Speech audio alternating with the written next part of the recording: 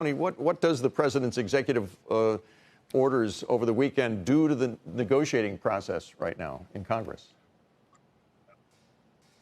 Yeah, I'm not sure it does a lot except to change the rhetoric around the negotiations, Bill.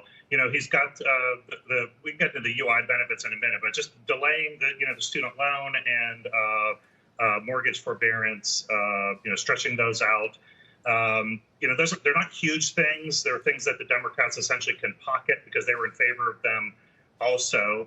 The payroll tax holiday, nobody was really in favor of it. And there are questions about if you're just delaying the payroll taxes. He has this promise of potentially repealing it or forgiving it completely sometime down the road, but businesses and individuals can't really rely on that.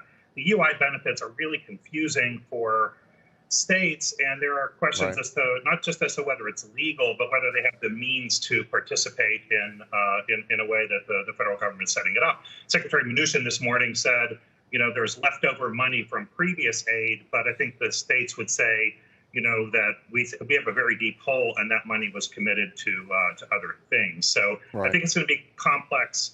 And it's helpful with the rhetoric, but not the math. So, Libby, in your view, is there more for Congress to talk about with the White House, or is there less to talk about as a result of the president's actions over the weekend? Yeah, well, thank you. Yeah, I would agree with Tony that this was, in some ways, these executive orders we saw over the weekend were much more symbolic than substantive.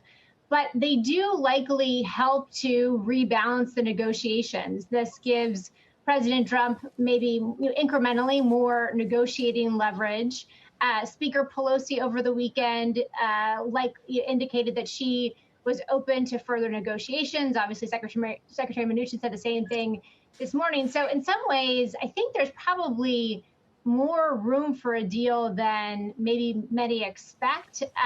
The state and local funding is where negotiators are quite far off. So there is quite a lot of room that they need to reconcile on that front. Right. And then also the vote by mail. But outside of that, it seems actually like there could be a pretty straightforward sketch of a deal. So I don't think we're as pessimistic in terms of the likelihood of a deal. There's another forcing inflection point, which would be the end of September, which is when another government funding bill needs to pass. But my inclination and my suspicion is that we likely will actually see something before that. We could even see something in the next 2 weeks, even though at this point that probably seems more remote.